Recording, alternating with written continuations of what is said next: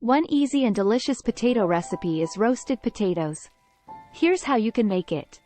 Ingredients: 4 medium potatoes, 2 tablespoons olive oil, 1 teaspoon salt, 1/2 teaspoon black pepper, 1/2 teaspoon garlic powder, 1/2 teaspoon paprika.